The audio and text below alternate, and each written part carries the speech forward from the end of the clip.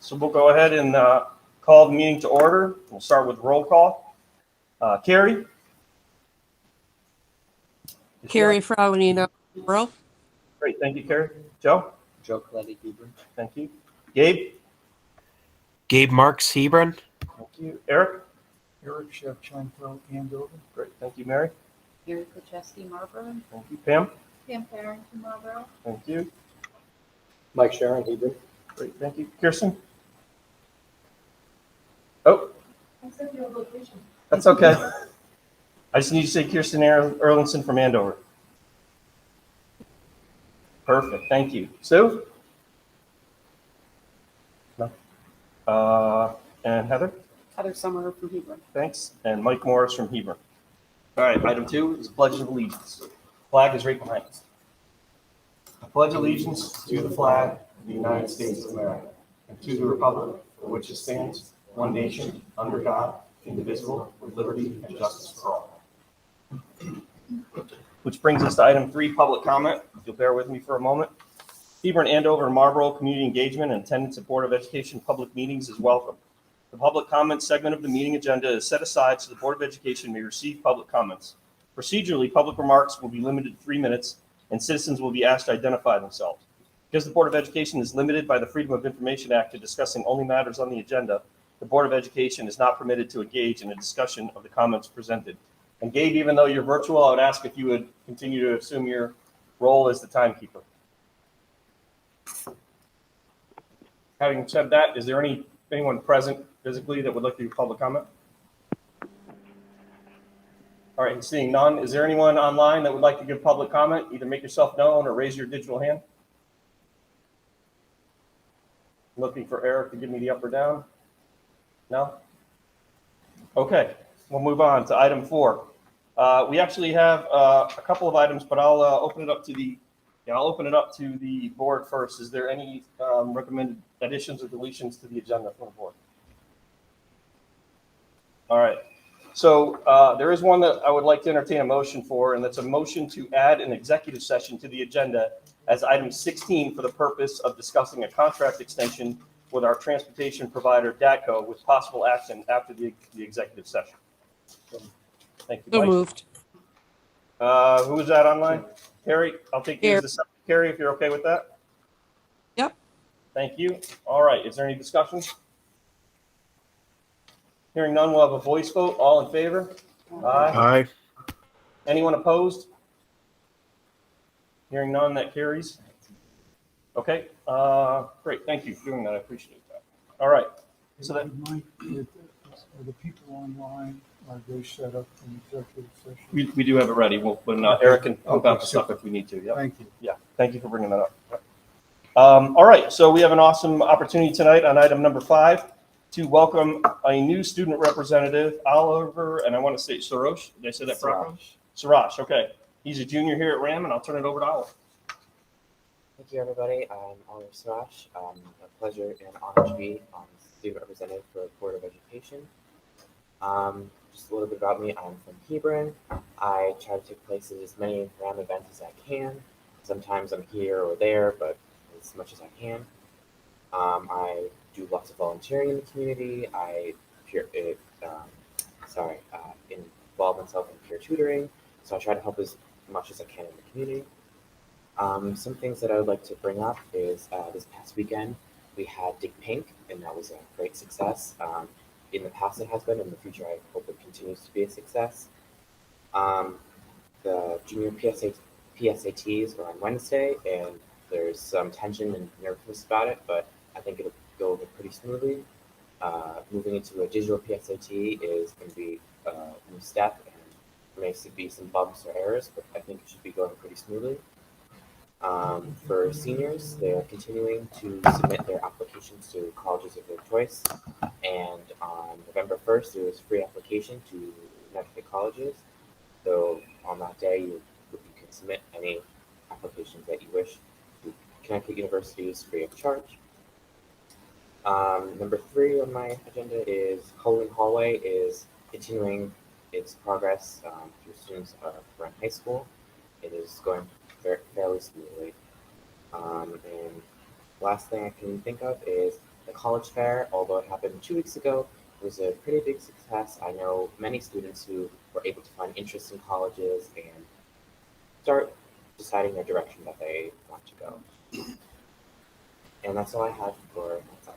Congratulations. That may be the most thorough student representative report we've had so far. That was awesome. Set the standard right off the bat. I love it. Great job. All right, so that brings us to the Board of Education Chair Report, item number 6. So I always appreciate when Superintendent McNamara sets me up for success by sharing some things with me about going on at the school. And one of the things that he did take an opportunity to share with me was that we were recently awarded a grant of approximately $40,000. And it's the opportunity to expand some of the dual credit opportunities that we have here at the school. We have some partnerships with EastCon and UConn, and to set up those dual credit partnerships or courses, students can earn college credits when they're taking courses here at the high school. And I know that certainly pays off when you get to school and maybe you have one less five credit semester or one less 6 credit semester, something like that, if you're able to knock out something here. Or maybe opens up an opportunity for a different minor that maybe you wouldn't have done if you didn't have some of that credit already under your belt. And I think there's a few people that we need to thank here as part of that. Lori Vega Boulay, our curriculum coordinator and instruction coach, Mary Rose Mead, and also Dr. Briscoe for their work in helping to write that grant, which is fantastic. Really appreciate all your work on that. And it's obviously one of those things that makes it that much easier when we get to budget time to maybe keep one more project or one more program or something alive when we're trying to fight for priorities. And so truly thank you for doing that, because it's one of those things that adds resources that maybe the board didn't have to be the bad guy on pulling out just because the money isn't available. So thank you all so much for all your work on that. Did have an opportunity with the Dig Pink, was awesome. Thought that was a great effort event. Been there 3 times now, something like that. It always seems to turn out really well and love it.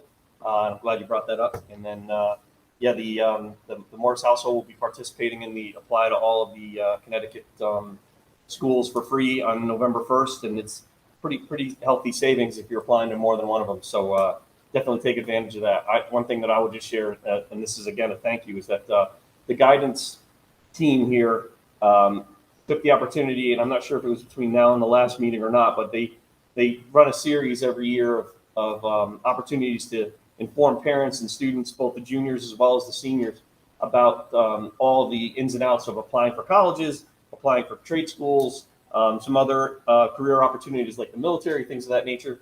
They do an awesome job of that. I mean, they really break it down. I mean, if you walk away from any one of those presentations and you don't understand enough about the Naviance program or the dates or the requirements or who's supposed to do what, then you aren't paying attention, because they really do a fantastic job. And so thank you to them, both personally for helping get one more Morris somewhere on his way in the next year, and for everybody, because that really is super helpful. So thank you for everybody doing that. I think the only other thing I would say is we got a holiday coming up here. Halloween always makes me nervous because we have high school kids and middle school kids running around at night having fun, and that's all good. But just like we talk about with everything, just safety and thinking before you do things and having fun, but making sure that we don't do anything that maybe we would regret later. So I hope everybody enjoys it. I hope it's safe, and I hope at the next meeting we don't have anything to talk about for Halloween. So. Just a few things. I also want to echo your sentiments about the excitement that I have for the dual credit grant that was awarded. I just, the board was very supportive of the position of the curriculum coach or curriculum coordinator, instructional coach, and the position of dual credit coordinator is actually a new stipend that we put into place. So the district has invested in these positions, and we've already basically paid for those positions by being awarded a $40,000 grant. So again, I just think it's something, I agree with you. It just adds a lot of credibility to the work that we're doing, and I appreciate the board's support in bringing that to fruition. And as you said, with Dr. Drysdale, Mary Rose, and Lori just did a great job. I think you guys did that in like the first 2 weeks of July. Like as soon as the summer kicked in, they were sitting down and crank that grant out. So super excited about that. And I am hoping to be able to set up Lori and Mary Rose and Penny to do a presentation actually to the board next month as part of the student program spotlight on our dual credit opportunities, because we're talking about kids who graduate from RHAM High School with an opportunity to have, a semester or more worth of college credit under their belt going into higher ed. So it's just great stuff that we're doing. I just also want to mention to the board, over the past several months, I have been speaking and communicating with the superintendents from the 3 elementary districts about doing more collaboration related to curriculum and instruction efforts. In my short time here in the district, I've heard from many people about a desire for increased collaboration. And I was excited on Tuesday, the 4 districts held our first, we're calling it the Instructional Leadership Collaborative meeting, and we kicked off conversations collaborating around issues related to curriculum instruction. It was a great start, and I will certainly keep the board appraised as those conversations continue. I had a chance to go to the college and career fair as well, and found it to be a well-organized and well-executed event, a great opportunity for our juniors and seniors. And the last thing that I want to mention is something that I actually just found out about today, but I thought it was important enough to share. As somebody who has run a marathon, and I don't know if anybody else has done this, it is incredibly hard to do. And I found out earlier today that one of our RHAM teachers finished 3rd overall in the Hartford Marathon this past weekend, competing against collegiate athletes, professional marathoners. Olivia Mundo. She is a teacher. She's a teacher. She's a coach and an alumni of RHAM, and just super excited for her. I remember when I crossed the finish line of the one marathon I did. The first words out of my mouth were "never again." So to compete at such a high level is remarkable, and certainly just super happy for Liv and the work that she did, and I wanted to share that with the board. That's awesome. Yeah, I was down there. It was fun. All right, great. Thank you. All right, that brings us to item 8, which is approval of the minutes. The minutes of September 18th, 2023. That's enclosure 8.1. At this point, I've entertained a motion to approve the minutes from the regular September 18th Board of Education meeting. Thanks, Joe. Is there a second? I'll second. Thank you, Heather. Is there any discussion? Hearing none, we'll have a voice vote. All in favor? Aye. Aye. Any opposed? Hearing none, that carries unanimously. Which brings us to the consent agenda and a retirement letter for Virginia Jacoby. So I'll just mention real quick, it's the only agenda item or only consent agenda item is the approval of her retirement. And it's at the conclusion of the school year. So we're fortunate that she's going to continue and stay through the year. But I just wanted to be the one to officially congratulate her on this milestone and certainly wish her the best in retirement when she gets to that point in June. I think it's really important to note that her tenure here at RHAM is 23 years. That's really impressive. And I'm not, was she a teacher somewhere else before that, or was? I don't know. Anybody know? Yeah. 23 years regardless. I couldn't put up with 23 years of my own kids. So that's fantastic. I appreciate it. So at this point, I would entertain a motion to approve the items contained within the consent agenda. I'll make a motion. Who was that? Carrie. Thank you, Carrie. And Mike will second it. Thank you. Is there any discussion? Again, only just to say thank you so much for all your time and appreciate everything that you've added to the RHAM over such a long and distinguished career. Okay, hearing none, we'll have a voice vote. All in favor? Aye. Aye. Reluctantly opposed? Hearing none, that carries unanimously. Which brings us to item 10, which is the best part of every meeting, the student program spotlight. We have the RHAM High School math team here. So I'll just take a few minutes just to say a couple of things. I'll invite Mr. LaChance up and students from the math team. The board members may remember that last year during the budget process, the math team came up in conversation, and Chairman Morris was very excited to learn about it. He wants to attend a meet. We got him a math team T-shirt. And so with his time as the board chair coming to an end, I wanted to make sure that he had a chance to hear up close and personal about our fantastic math team from Mr. LaChance and members of the team. So thanks so much for being here, Greg and students. And if you want to come on up to the podium, we'd love to hear more about your program.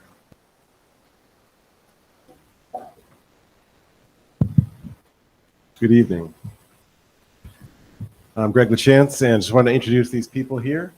We have RHAM, who's junior on the team, Alex Doors, senior, Nathan Blake, who's a sophomore, and we have Trevor Hooker, who's a junior. We have Rosalie Kelly, who is a new member this year, and she's a sophomore.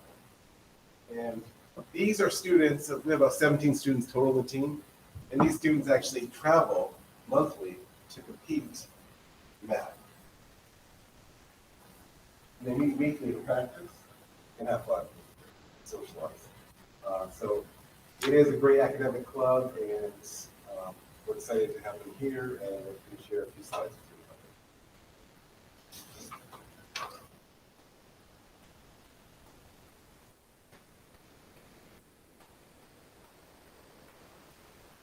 So a lot of what is on this here slide is stuff that Mr. Chance just mentioned, but so as I said, we're an academic club and we meet weekly. And during those meetings, we will practice rounds and talk about needs and just prepare for them.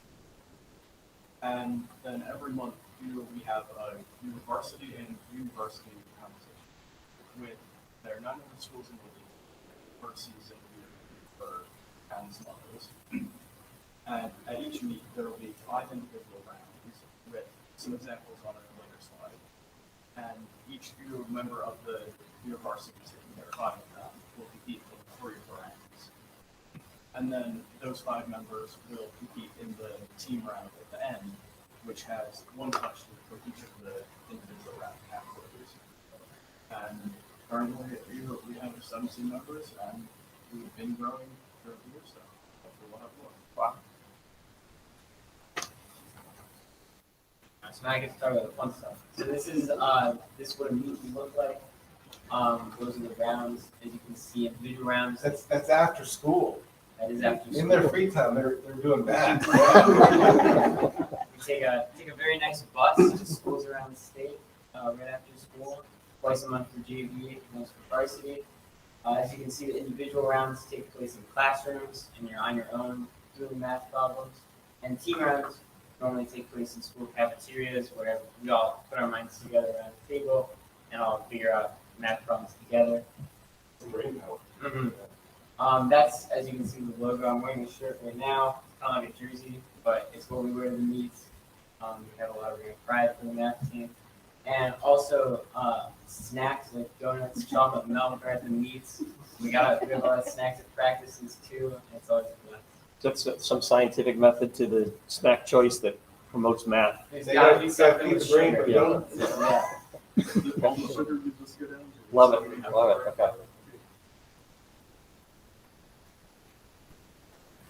Okay. Talk about the questions now. So there's usually 5 rounds with different categories. Like they vary from geometry to algebra, mostly stuff everyone has had a chance to do.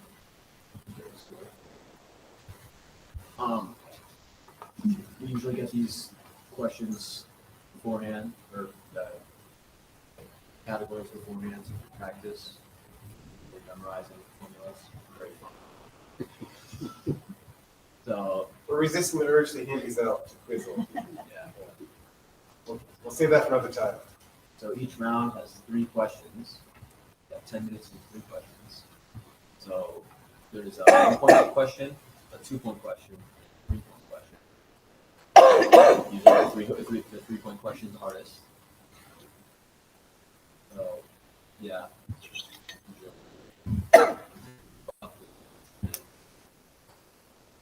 Morning, 30 seconds. The energy changes, it starts ramping up. It starts writing really fast.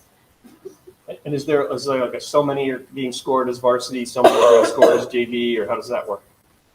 So there's separate varsity meets. and JV meets. Okay. So for the varsity meets, 5 students are selected for the official team, and everyone else is the unofficial. Okay. So for the official, we have just a total of paper, and then those points count to the. Okay. So with the questions, the 3 questions when you look, do you jump on the one that you believe you can answer? Or do you say, well, I'm going to start with a 1 point, or I'm going to start with a 3 point? What do you do? Personally, I try just going from 1 to 1 to 3. So unless there's one that I just have absolutely no idea. Sure. I have a question. So it sounds, so 5 official students are scored and then the rest are unofficial. Does the 5 students that are identified compete with a different question? Does it vary from question to question because there are certain students who are stronger in some areas of math than other areas? So for our strengths for and things that you use for rounds based on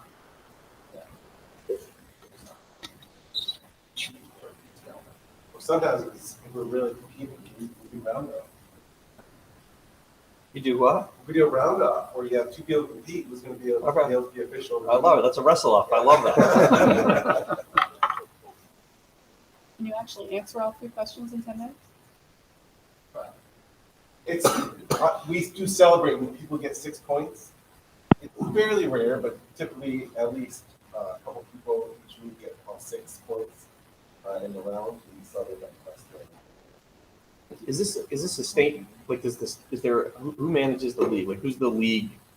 You know, It's the Greater Middlesex County Math League, which is a lot of shoreline schools, Middletown schools, and RHAM. We're the part of this. is there any state involvement in And that? then there are several meets around, several leagues like that around the state. Okay. And then there's a state competition Okay. at the end of the year. The top 5 teams in each league go into the state competition.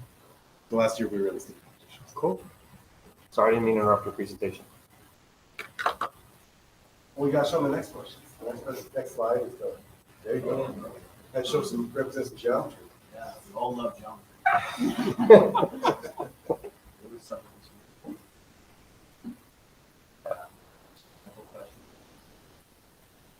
I think on behalf of the board, I want to say thank you for not putting us on the spot to demonstrate that none of us can answer these questions. I think I'm safe in making that assumption. Usually when I learn our questions. Sometimes especially for geometry. That's what it is. Right, next slide. Well, they were modest. They didn't want to talk about the awards themselves, so I'm going to talk about the awards. All right. So last year, we got, overall, there's 10 teams in the league, 10, 11 teams. And we got 4th overall for varsity and 3rd overall for JV. So everyone in our teams did get a trophy. And then we also got trophies for highest among the top 3 individual people on JV. And then all the team high scores also got trophies as well.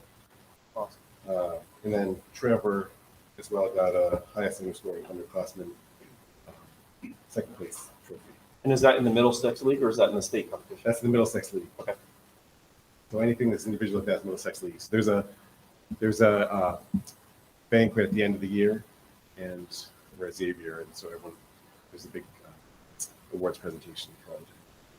I think within the team, I know in the sports teams, there's a MVP and MIP and a coaches award or something like that. Is that right? It's kind of pretty standard, I think.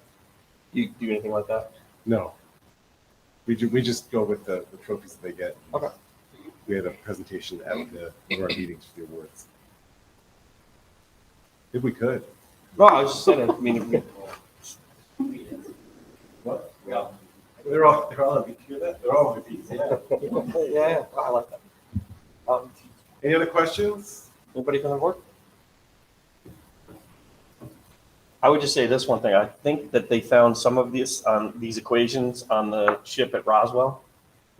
So, yeah. No, Perhaps. I would just say, yeah, right. I would just say, hey, this is great. I mean, look, anytime you can go and, I mean, if you've got 17 people that are participating in that, and my guess is there's probably a few other people that'd be willing to jump on at some point. Hopefully you're recruiting to bring more people into it. But I mean, this is awesome. I mean, I love all the sporting events, all the after-school extracurricular activities, but I love to bring a different level of competition besides just kind of the generic sports competitions that we see. So really appreciate you guys doing this. Super impressed. I'm constantly telling the superintendent and your advisor how awesome I think this is. I also think it's because I'm fascinated with any team that I don't think I could make. But But I am definitely going to catch before this, whether I'm still on board or not, before the end of this year, I'm going to catch one of your meets. So really appreciate you guys coming here and thank you guys so much. But you can't leave until you take a picture with us. So we can do that.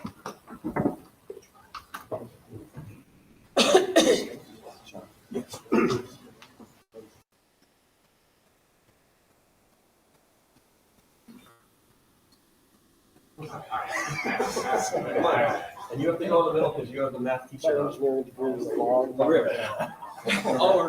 you guys do. You guys do. Oh, yeah? Oh, cool. You can do a lot of things. Yeah.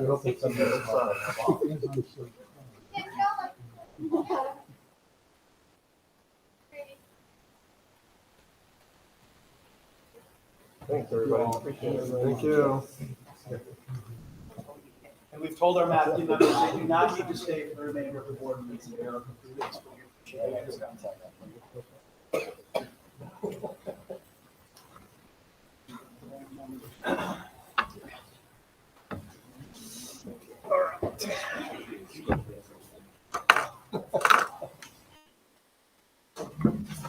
Which brings us to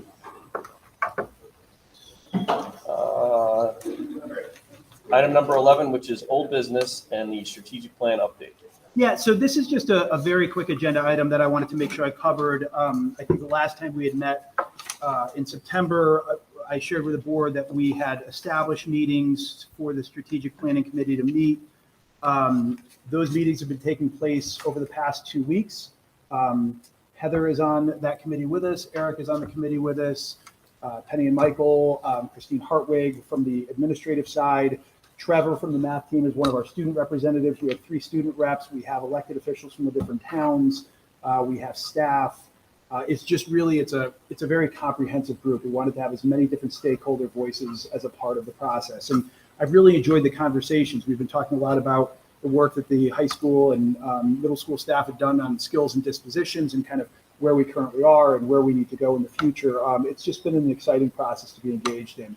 We have a meeting tomorrow night for our next one, and then we have our final scheduled meeting for the week after that, and then we're going to get together and synthesize that information. So I just wanted to give the board an update on where we are with the process. So it's been good to go through. Any questions from the board or anything additional? I would say that EastCom does a remarkable job of facilitating that. Yeah. I mean, she says you've got 45 minutes, she sets an alarm on her phone, and that alarm goes off, and it's like, that's on. Yeah, it's like herding cats sometimes. They're doing a great job. All right, that brings us to item 12, new business. And 12.1 is the high school roof repairs, enclosure 12.1. So I'll just start this off, and hopefully Michael Schlehofer is online on our meeting as well to chime in. But this is we had a significant amount of rain over the first week of school, and there was some leaks that we had, and we basically discovered a problem that's a little bit more significant. Some of those leaks can be patched up fairly easily, and some of them maybe are a little bit more significant. And this falls in the more significant category. And this was an item that was actually on the facility subcommittee meeting that we had. Was that last week? Last week. Time goes by quick. So so Michael Schlehofer is a part of that. Was a part of that meeting, and then obviously Mike Sharon as well. But I'll turn it over to either Mike Schlehofer to maybe kick it off and talk a little bit about what we're experiencing and what the plan is to address it. Thanks, Colin.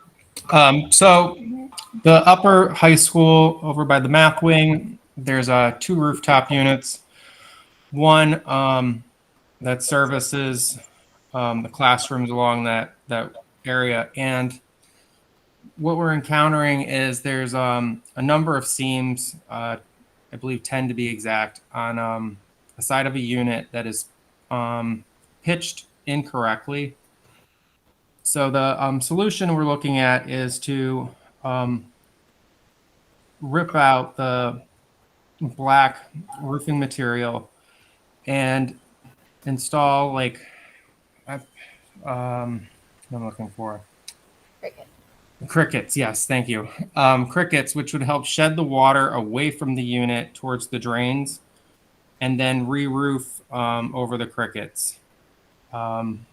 We got a quote for, I want to say roughly $35,000 to do that. I also shared pictures with the facility subcommittee regarding this area. It's a very large area. They're looking at roughly 2,000 square feet of roofing material to do this. And they also, just so everybody knows, they did do a temporary, like a tarping situation over this area just to confirm that what they are proposing they're going to do is going to actually correct the problem. And when they did do that and we had the heavy rains, we did not have any water intrusion into the building when they did that. So they are backing that what they're proposing is going to work and it's going to fix the problem.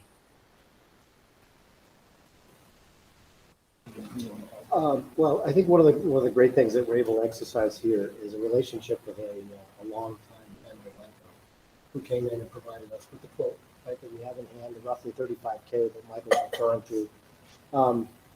Ultimately, there's the administration is going to go forward with a contract with NACO to get this issue handled quickly.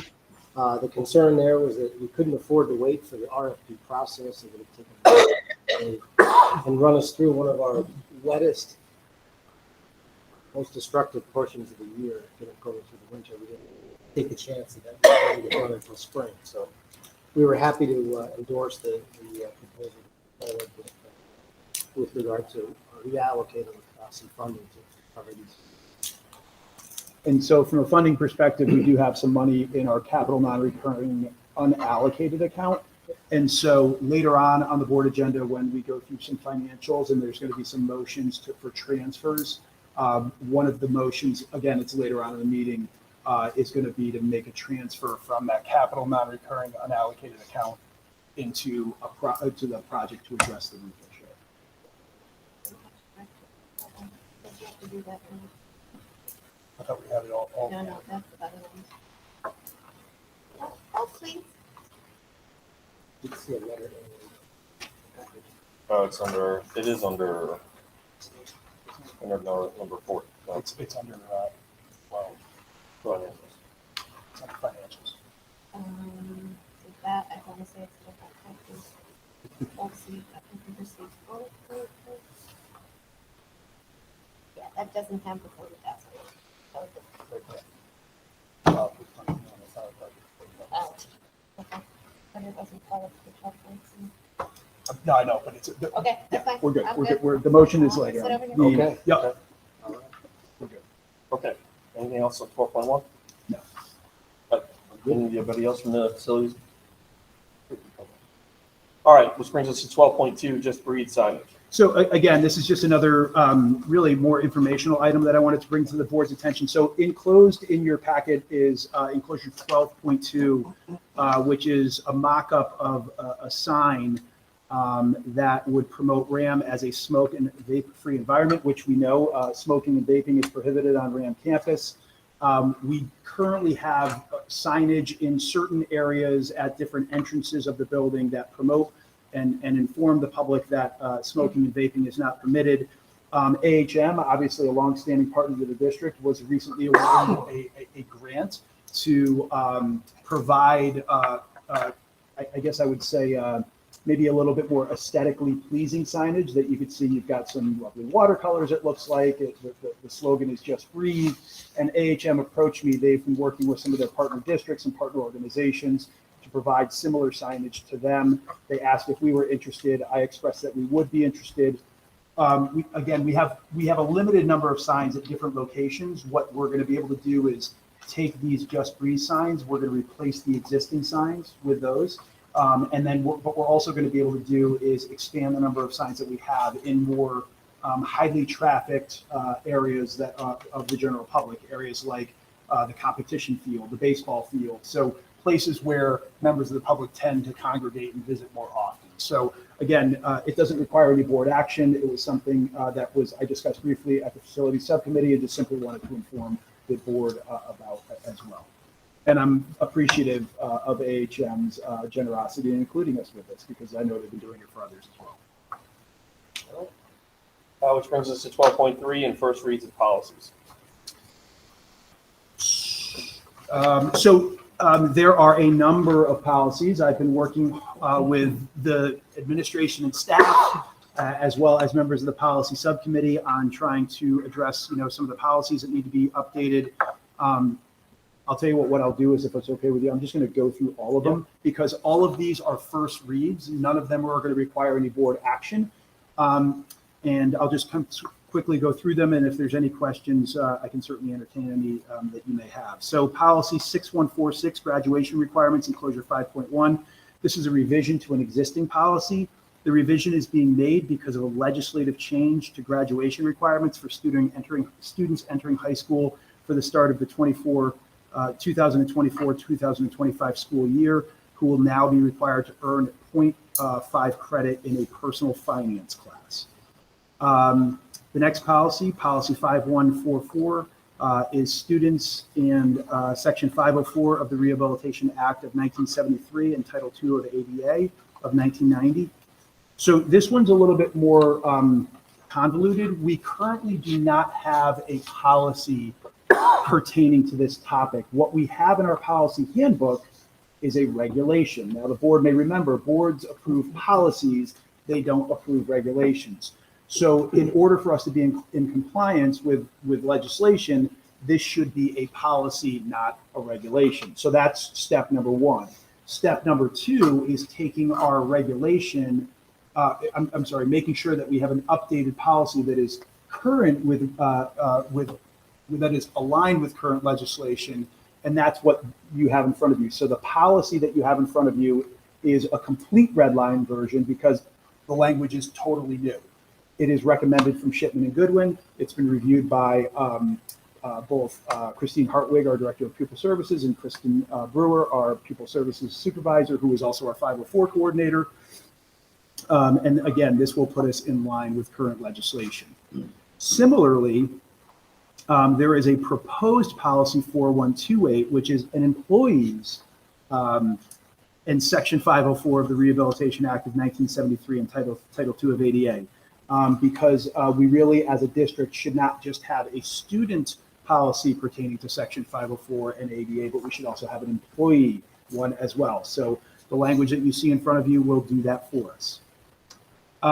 Continuing along the lines of policies that don't exist but should, the next one is we have proposed policy 4219, external heat illness awareness for intramural and interscholastic athletics. The district currently does not have a policy related to this topic, but we should. And again, we've gotten the policy language recommended from Shipman and Goodwin. I've reviewed it with Dan Trudeau. And the good news is though, even though we don't currently have a policy, we are doing everything that we should be doing as a school district. So we are doing the mandatory training, we have the mandatory plan, it's just we don't have the language in our policy handbook. So we're essentially catching our language and policy up to what we are currently doing. For the next one, for 5.5, proposed policy 4220, emergency action plan for interscholastic and intramural athletic events. I'm just going to say it's the exact same thing as the last one about the external heat awareness. We are doing everything right. We have a plan. I met with Dan. We reviewed the plan. There were a few minor tweaks and adjustments that he had to make just to make sure that we were lined up with what the language of the policy says, but we are in a very good place with this. We just need to adopt the policy. So that is the conclusion of the policies that I am recommending for either revision or adoption. We're going to shift gears because, as the board knows, one of the things that we also want to do is look at extra and unnecessary policies that we currently have in existence and consider those for repeal or deletion. The first one is policy 1122, Board of Education meetings, enclosure 5.6. This policy is not required and only states that the Board of Ed meetings shall be held at RHAM High School and that the board shall establish and file a regular meeting schedule. The obligation to file a meeting schedule is state law, so it is therefore not required to be in a policy.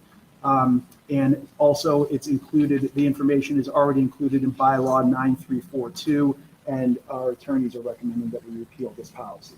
And plus the fact that we're now moving at the middle school instead of the high school. So the next policy is recommending for repeal or deletion is policy 1130, school district records, which is enclosure 5.7.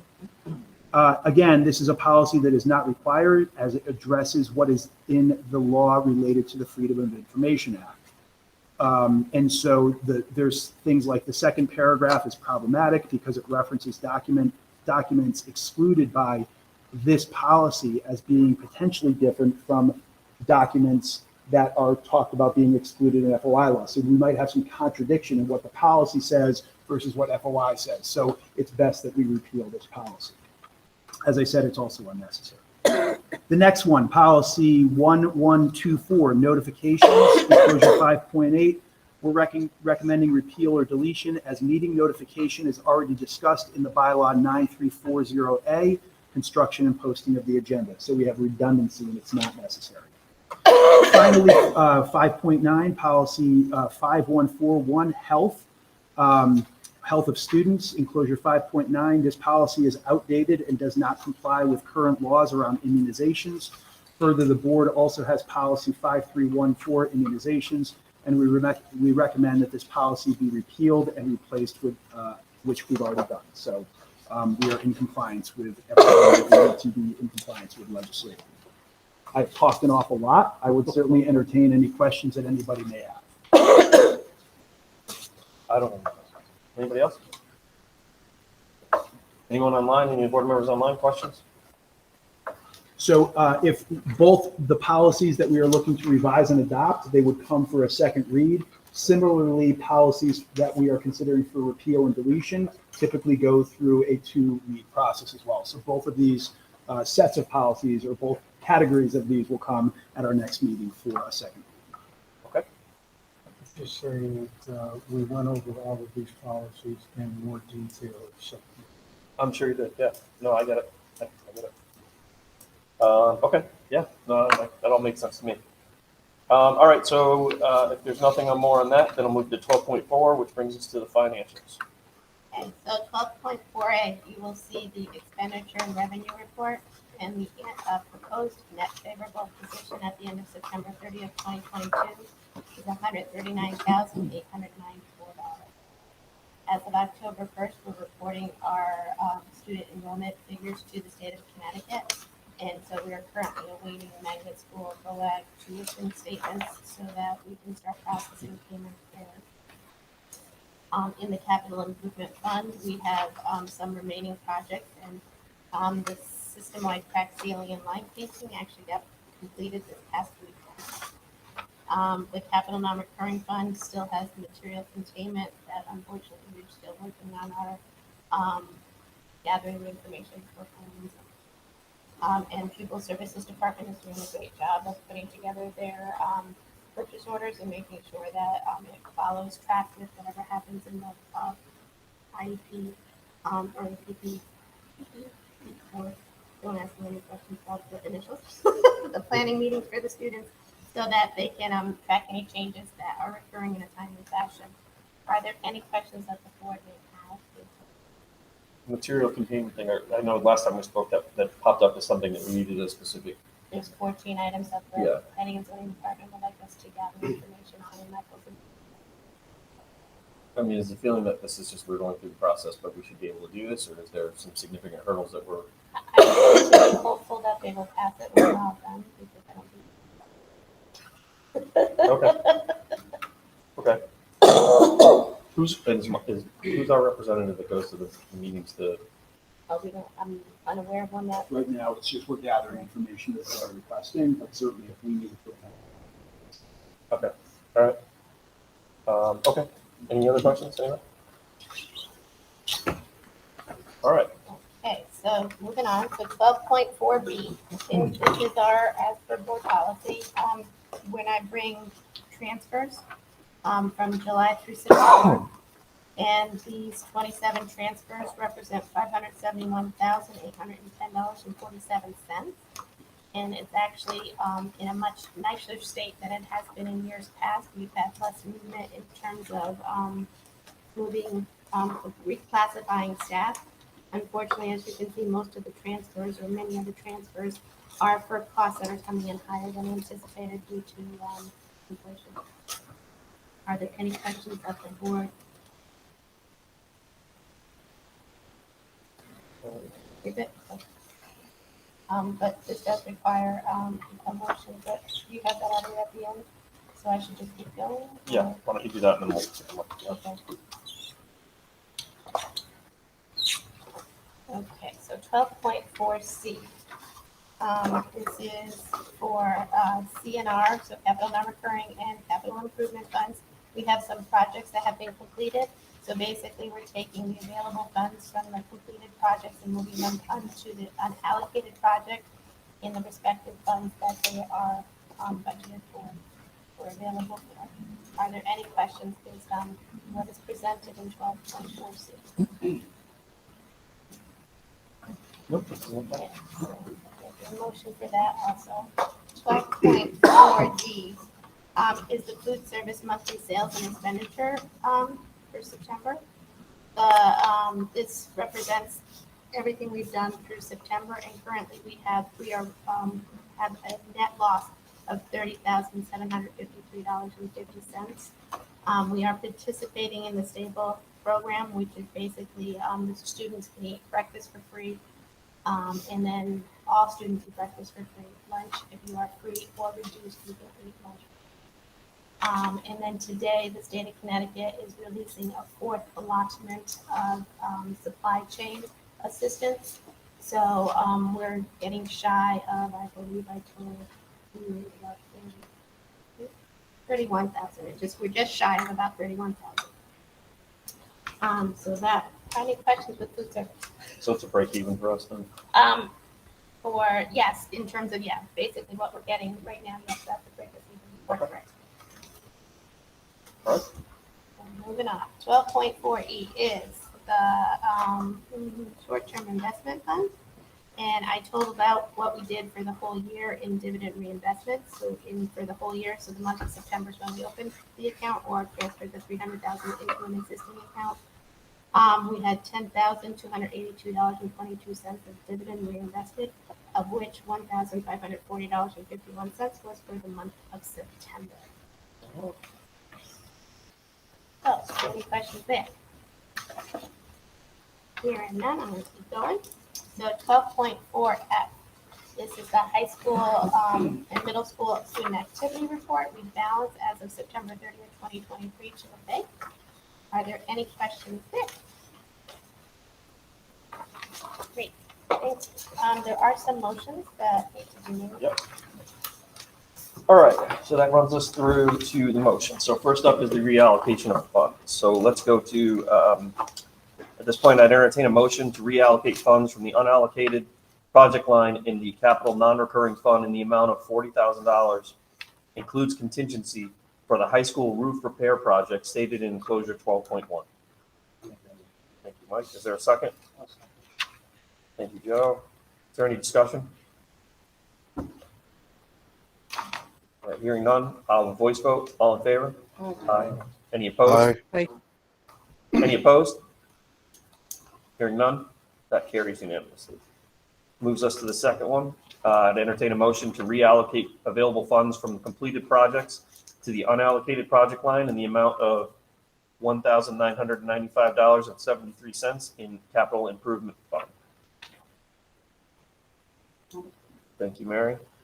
So unfortunately, I have to ask you to read the amounts that are coming out of each project. Oh, okay, fine. Which, that is enclosure what? 12.46. Oh, okay, thanks. Okay, so sorry, let me rerun that. So to allocate, I'd entertain a motion to reallocate available funds from completed projects to the unallocated project line, totaling $1,995.73 in the capital improvement fund in detail. From the unallocated project, like I said, $1,995.73 from the recaulk joints and window in the high school and middle school courtyards, which is in the amount of $245. the retention pond, which is $348.59. The crack seal and paint parking lots, is that Southwest? System-wide, sorry. System-wide, $880. The replacement projector for the AUD, $433.99. The replacement for the high school science stools, which is $59.60, and the mobile refrigerator units, which is $28.55.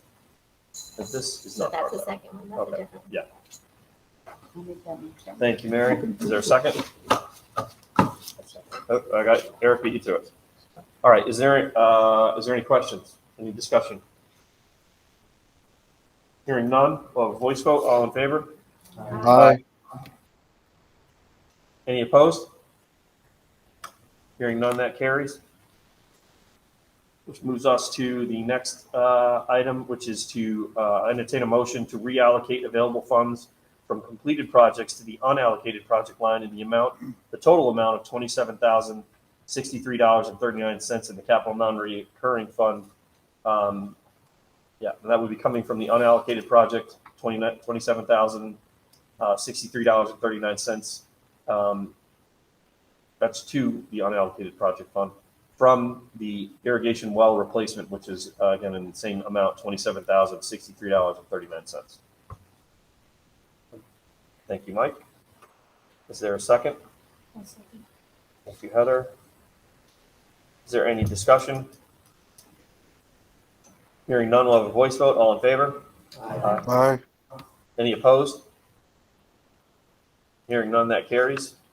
Which brings us to item 12. Wait, we're missing one, right?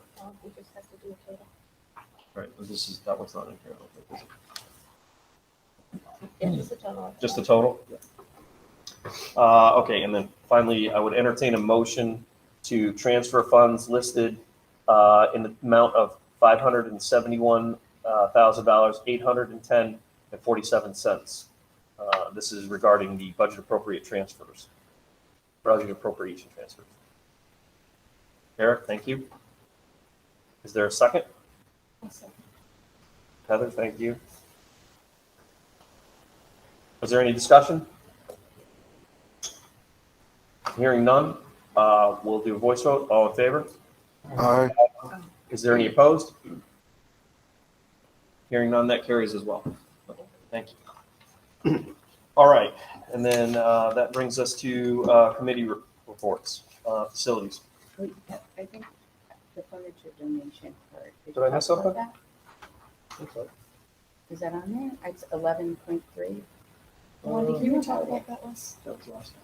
That was last. Oh, Looking at the minute.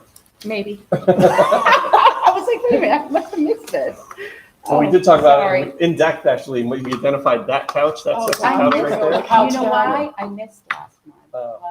It was a Thank great discussion. you. That's so awesome. Yeah. It's Clearly, a clearly people 1970s couch appreciate it. that Maura is sitting on. You know what? That's classic. We call it classic. And we will get the other 10 tables Oh, cool. Coming back from coming back for more. All right, great. So that brings us to item 13, the committee reports and facilities, safety, transportation. Mike? All right, one item we already talked about, which was the roof repair, so I thank the board for the motion. That's going to buy us some additional time until we can come up with our new recommended condition report or plan for maintenance and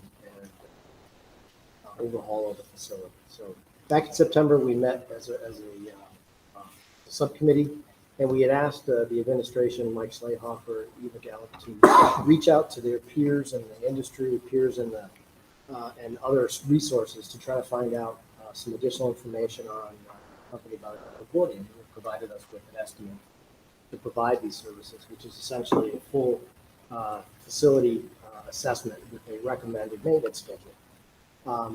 The feedback that they got was reasonable for that company, but in addition to just information on Gordian, they found out about vendors that perform this work. One of those vendors, Alpha, came back with a very competitive quote.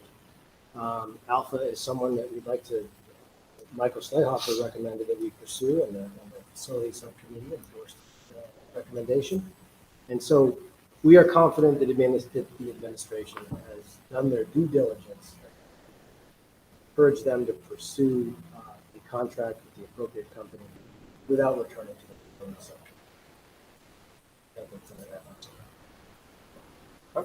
That's it. Anything? No? Anybody else? Okay. Finance, audit, compliance, and insurance.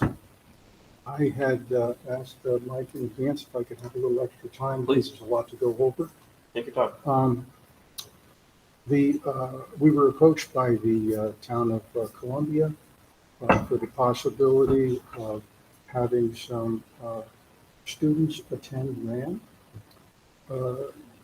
Columbia does not have a high school. They currently send their kids to Bolton, E.O. Smith, and Wyndham Tech. It was kind of a getting to know you meeting. There was the possibility of perhaps 10 freshmen coming into RHAM in the first year, and then perhaps when those move to sophomores the next year, another 10 would end up with 40 over a period of time. Some guy named Scott Leslie came to talk to us, and also Barbara Wilson. I'd like to give a little background first. We were approached a year or two ago from the town of Franklin with a similar proposal. And my comments tonight are really to the financial end. You know, there could be a wide variety of considerations in something like this. And so they had just come to the finance subcommittee, so I'll restrict my comments to that. Franklin quickly got to the point of, we'd love to send some kids your way. We'll give you $13,000 a year to do that. Our expenses at the time, what our taxpayers were paying, was around $25,000. There are a couple of ways of looking at this. One way would be to look at it as a business decision. We're not getting the full amount, but we're getting a partial amount. Revenue is revenue. And maybe we could squeeze some kids in without raising the budget too much, and it could come out net favorable, perhaps. That's the idea. But we did not choose to go that way. And I apologize to you guys. I chose. We chose as a board not to go that way on a question of what would be fair to our taxpayers from an equivalency standpoint. Could be hard to explain why the taxpayers would pay $25,000 a year per student, and we're bringing in students from another town for a little over half of that. So with that in mind, at that time, we declined. So now enter Columbia, and they admire our school and our facility and our staff. We're also conveniently located relative to, for example, E.O. Smith. But they also quickly got to the financial end of it. And Scott said that their number was $14,552, which is what they pay E.O. Smith, and that we would have to match that. So we had a little discussion about that, and we kind of danced around this issue. And our current taxpayer share per student is probably more like 26 at this point, 26,000. And then Barbara Wilson, I thought, made an excellent point. She said that we wouldn't, that Columbia would not require all of our services. So they would provide their own transportation, okay. But also they contract their special ed separately.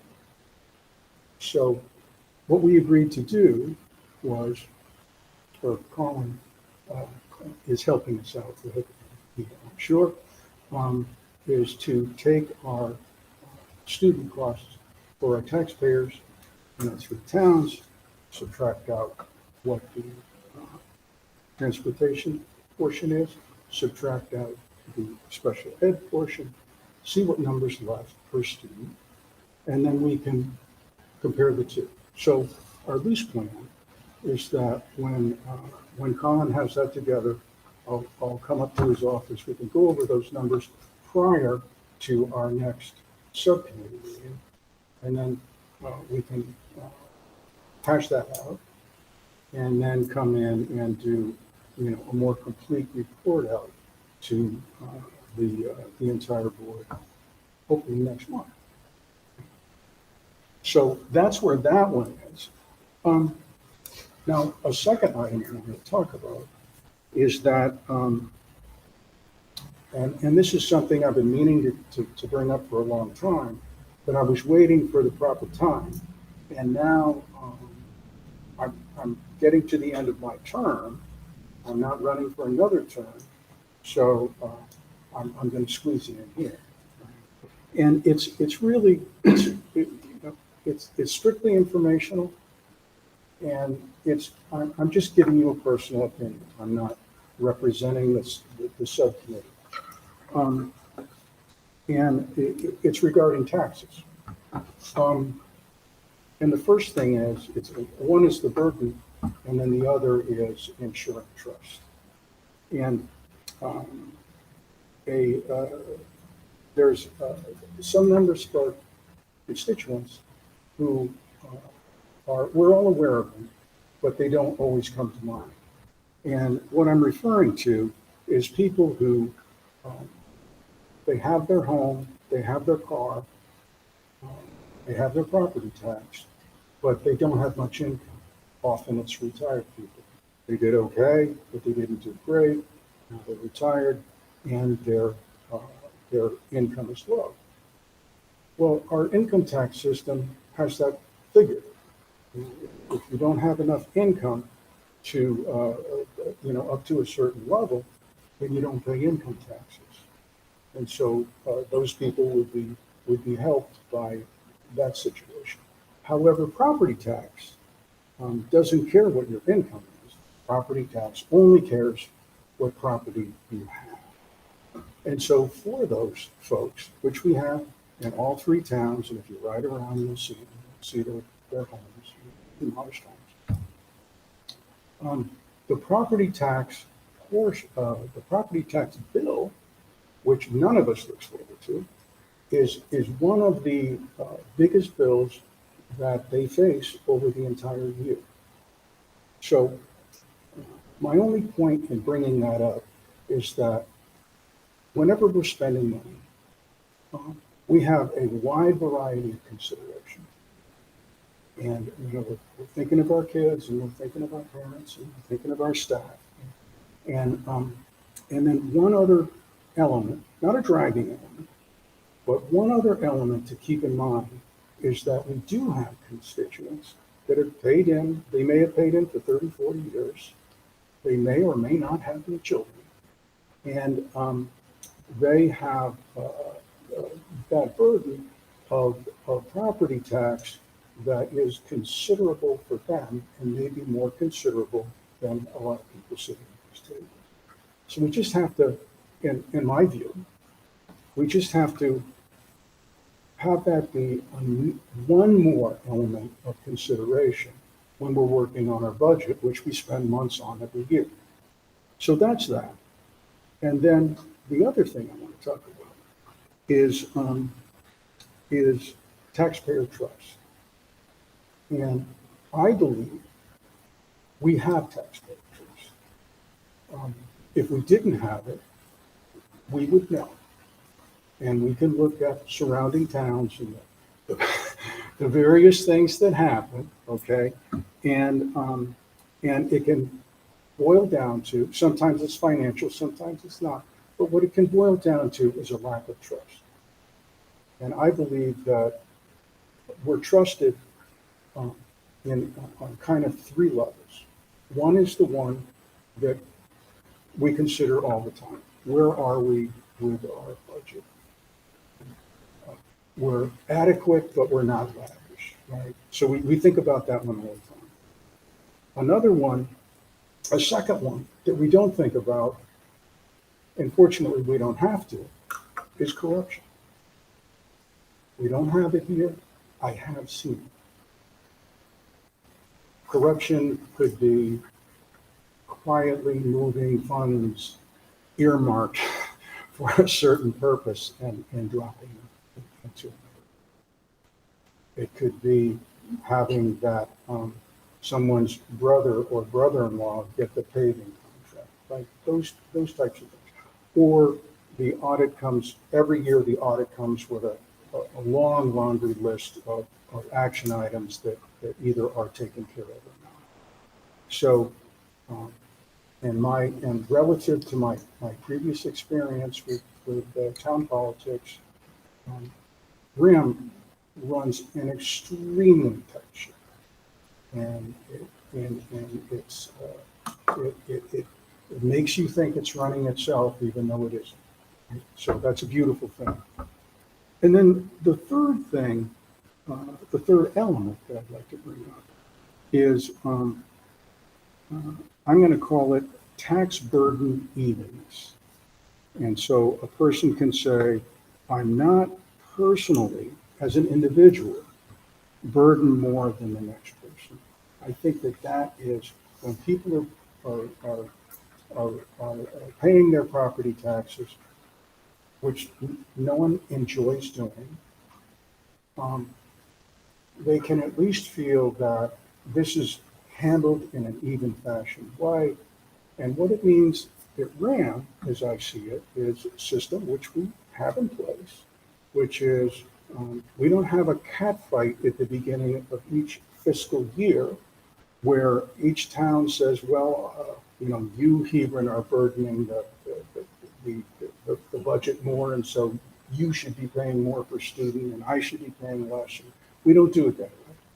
We say, what is the total budget? We divide it by the number of students, and each town pays in accordingly. So for a town like Andover, we're 15% of the budget, roughly. If the budget's 30 million, that means we pay in $4.5 million. And each town, and each individual in each town, is paying in an even-handed way, which I also believe gives trust to the board and what the board is doing and everyone involved. Now, so why this long speech, right? And it's much like what Mike says about security, where, Mike, you're always reminding us not to get complacent. Made that speech a couple times this year. Maybe we get another one before the end of the year, because that type of complacency generally is something that kind of happens sometimes. And the same is true, I believe, of the trust that we have from our taxpayers. It's there. It's not hard to maintain, but it is very difficult to get back if it's lost. And I've seen it in town politics where there's a kerfuffle of some kind, and there are people that are angry 10 years later. Okay, so that's the message that I wanted to give tonight. I hope I haven't sounded too preachy. I'm just trying to share my experiences with finances, both in town and here at RHAM.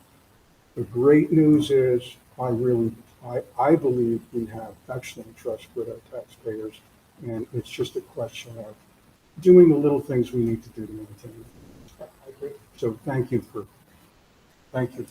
listening to that long-winded No, I think you're absolutely right. It's something that I don't think we don't think about it all the time, but it's critical to making sure that we can actually do what we do and do it right and not lose the trust. And because then you're fighting against the ocean at the same time trying to get things done. So I agree completely.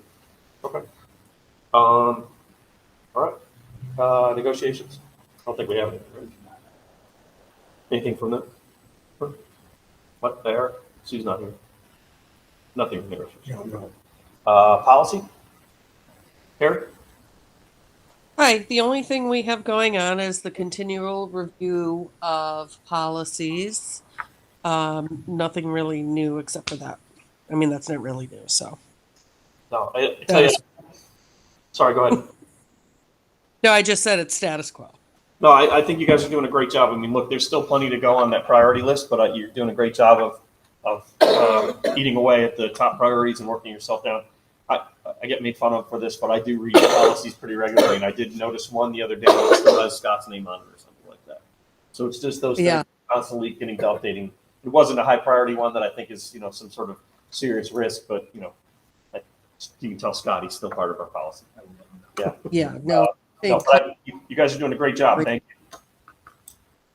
Thank you. Okay, program communication.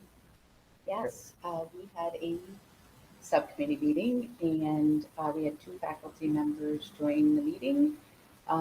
They presented a proposal to add 2 courses. One is a zoology course, which will be a semester course. Wow. And that, I know, I said, I want to go back That's to so high cool. school. And then the second one, I think Colin referred to earlier when he was going over the policy changes, is an introduction to financial literacy course. And it is a required course for graduation, and it's also counts as an elective, correct? So I think it'll be a good fit. It's needed. Yeah. So just, we have, and I can't remember the name, but Penny can jump. We have personal finance right now. The problem is that there's just not enough spaces in the limited number of classes that we currently have. So this intro to financial literacy is just going to expand the scope of offerings that we have. I just think it's important to note, right now we're feeling like next year when these classes really will be up and going, we're going to be able to get by with our current staffing that we have in our business department. I don't know how long that scenario is going to last, right? So I think that this is the concept of requiring a course in personal finance is an outstanding concept. As the father of teenagers myself, I wish my kids had had that exposure. The unfortunate part, though, about anytime there are state mandated course requirements, they don't ever lift anything off, right? So it's always additional. And that creates a burden on high school administration to create courses that are aligned with what those credit requirements are. It's a burden on staffing at times. It's a burden on the students because, Penny has pointed this out, is it takes away some of the choice that students like Oliver has, so that's one less elective that students will necessarily be able to participate in. That's just something they have a interest or proclivity in. So I'm excited about the course, but there's always the kind of the balance of it. But I just wanted to make sure I'm on record on October 16th saying staffing's going to be okay, we think, for next year, but I can't guarantee you that moving forward. So noted. Okay. Hey, just if we could back up, just one thing I wanted to mention is we were thinking as Eric was speaking, when we're talking about looking at the proposal from Columbia, and we're talking about, I love the idea of taking a really kind of granular look at what are we really, what really does it cost if we're, if they're managing their own expenses in certain areas like special ed and transportation and things of that nature. Obviously I think it's important to say, well, what does, eventually 40 students-ish look like? How does that impact whether or not we're in a net favorable position or not, call it 4 years from now or a year from now or whatever. But I think the other thing that might be relevant to just take a look at is that you've got the kind of what do we have, like a 10-year outlook on what we have coming up in the for enrollment. And I know I think we're still on somewhat of a decline, but we're getting pretty close to the plateau, I think. We're gonna decline at the high school by about, I think, 70 or 80 students over the next 3 to 5 years. then we're going to plateau, and then the enrollment increase that Dr. Sarusi is going to experience in about 3 years at the middle school is going to bubble up into the high school. The capacity is something, to your point, yeah, and I just talked about the importance of consideration of staffing, right? So I think the high school was initially built for 1,200 students. I think at its maximum capacity, when we were over capacity, was somewhere in the neighborhood of 1,350 students, somewhere around there. We are fortunate, and I'm not promoting the idea of Columbia or not promoting the idea of Columbia, but one of the things that I said to the board last year when I didn't come to the board and say, hey, here are drastic staffing reductions that we can make, or I would recommend because of declining enrollment, I also wouldn't feel compelled to come to the board that say, hey, if we had 40 extra students at the high school, I'm going to see us needing to see a drastic increase in enrollment, right?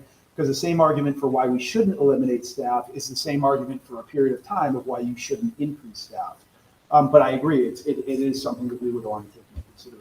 I just think what I wouldn't want to do is to say take too short a view of this and say 5 or 6 or even 7 years from now it's fine. But to your point, the school is built for X number, and we can probably sustain some percentage above that. But if we're creating the conditions for our own failure and problems 10 years from now by entering into this, even though in the short term maybe it looks like it is an appropriate revenue cycle, just some sort of a longer term view, just to kind of check the block to make sure that we're not creating a new problem. Yeah, so we'll get our increased enrollment projections. So every year we provide NASDAQ with specific information. They do their mathematical stuff that our members of our math team would understand and I don't. And then they give us updated projections annually. So I would anticipate having that for budget season. It's going to be beneficial for that conversation. Awesome. All right. Facilitators. So as far as EastCon is concerned, nothing other than I think we noted that the strategic plan, they were pretty useful in that endeavor. They continue to improve their circumstances, kind of recovering from what was some financial problematic situation a year or more ago. Seems like things are rolling in the right direction. I think, unfortunately, they had some flooding that came out as a result of some of the really bad rains we've had. So they've had some facilities issues, but I don't think it's anything they haven't overcome. And I think they're just continuing to plug along and providing the services, kind of the additional services that we have now. And there's a few new ones in the works, but I don't think anything that I think is relevant to bring up is something that would be useful to us anytime soon. But that's a great organization, and I appreciate being a part of that as my part of my job here on this board. Kate?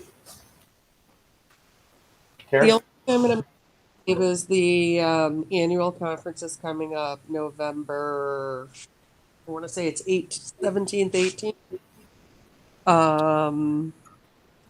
So if any of the board members are interested in that, they should contact Jessica to sign up.